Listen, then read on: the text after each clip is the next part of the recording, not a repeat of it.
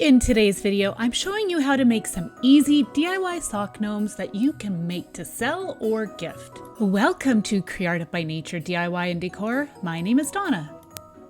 Alright, so we're going to need some socks. I'm going to demonstrate using an ankle sock, but you could use a tube sock. You would need to cut it at the heel, as well as work socks or any socks that you can get your hands on. If you're going to use these type, you'll use the bottom as the body and you can use the top as the hat. So to start off, I am going to fill my ankle sock with some Pebbles.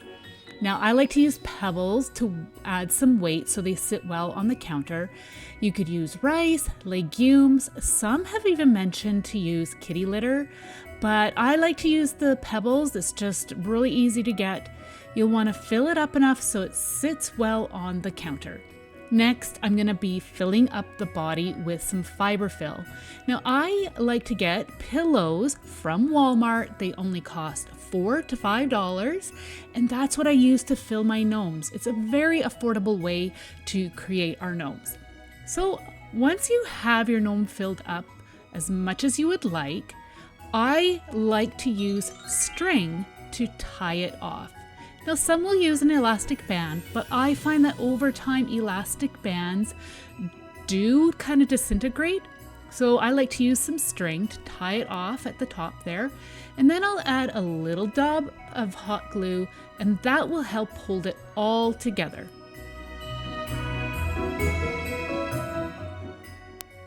So next, I'm going to show you how to make some hats out of some polar fleece scarves. This is a great way to make hats. There's lots of different colors and lots of fabric to use.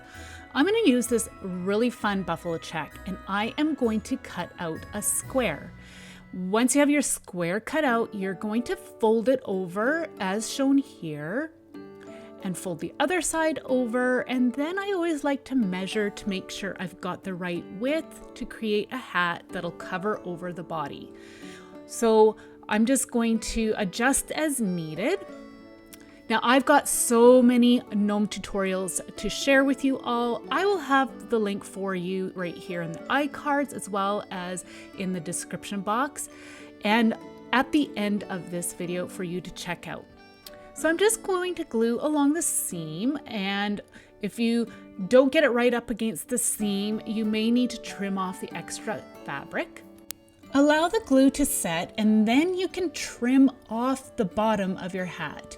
So I'm just using my scissors here and then I'm going to fold it the opposite way and just trim off that little corner that you see there, and it'll just create a nice rounded bottom. I'm going to measure to make sure that my hat does fit and I don't need to trim off any extra. You can see that here and it fits really, really well. So the hat is approximately 9 inches tall and the body of the gnome is 6 inches tall. So now I'm just going in and adding just a little bit of hot glue here on the inside just to adhere the two pieces together, as you can see here. And then at this point you could add some fiber fill to the inside of the hat if you choose. So now it's time to choose some fiber for our beards. I've got this fur ribbon both in white and brown I picked up from a local dollar store. You can pick up trim from the thrift store, that's like the collar from a winter jacket or this hood. These would be great for beards. And you could also use trim from a stocking. Here I have a selection of yarns, and this chunky yarn is great for hair if you want to do pigtails. Again, check out the playlist for more inspiration. I had actually found this scarf from my local dollar store and I thought it would be so fun for a beard. So really just think outside the box when you're looking for material to create beards. So I have chose this brown fur ribbon trim as my beard. It looks really good with the buffalo check. I'm going to cut through the back side of this trim. That will prevent you from cutting through all those fibers.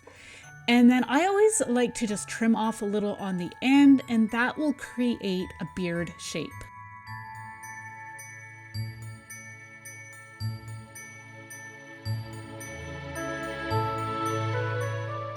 So next, I'm going to show you what I use for the arms. I like to use felt fabric, but you could use any type of fabric. I have chosen this nice gray color. It looks really good with the buffalo check, and I'm just creating a small roll.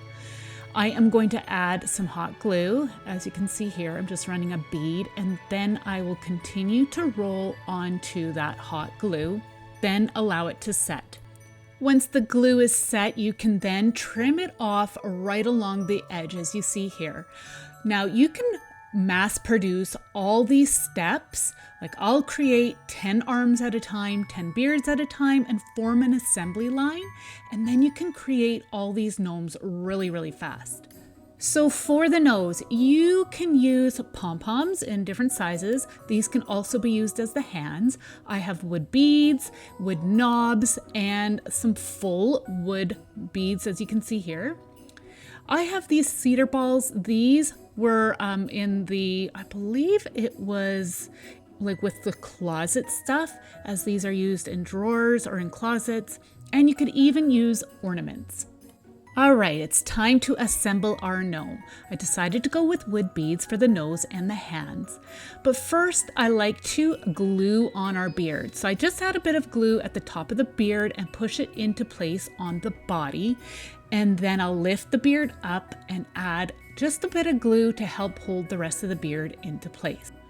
Now, this is where you could add a bit of fiber fill into the tip of the hat. That will help keep it upright, but I had enough fabric on my sock and that will help keep the hat upright.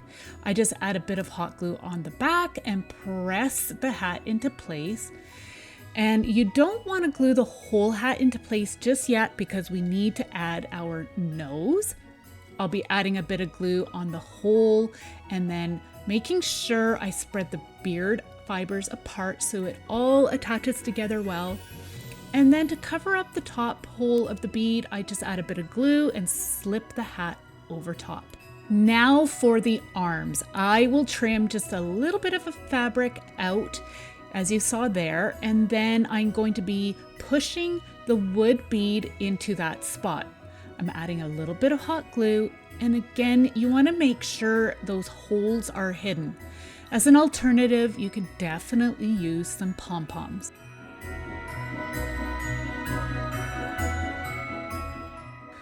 So I like to angle off the opposite tip of our arm. That way you won't get a big bulky part underneath the hat.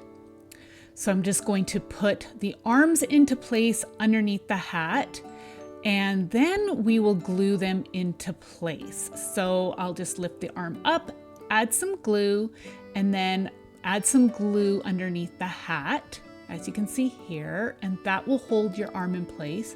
You'll want to do the same on the opposite side. So here I am just getting a box to help support my gnome from rolling around. And same thing, you want to put the arm into place, lift the arm up, add some glue, lift the hat up, add some glue, and press it all into place. So now we can finish gluing our hat onto our body. This will help keep it all together. And don't forget, you want to also add a bit of glue where the beard is as well.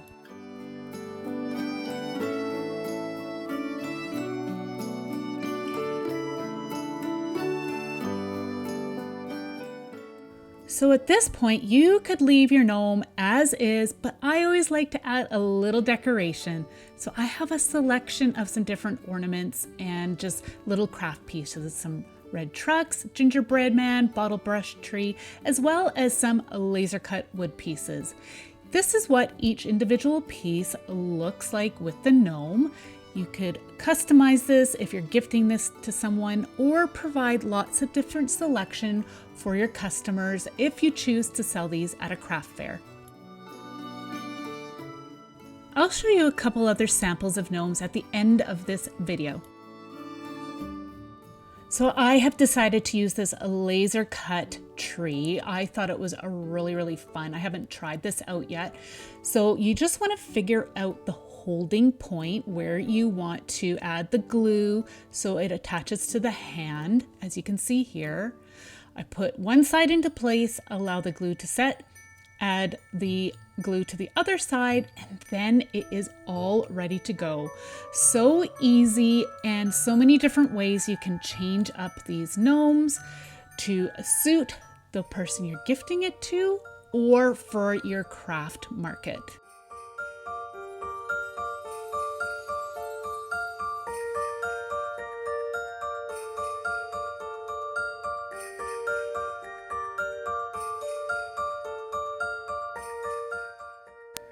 So again, I'm going to have the playlist link down in my description box below and at the end of this video if you are looking for more gnome inspiration.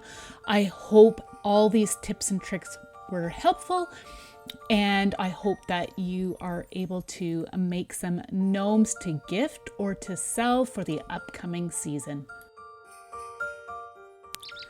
I appreciate all you stopping by today and watching, and we'll see you in the next one. Take care. Bye.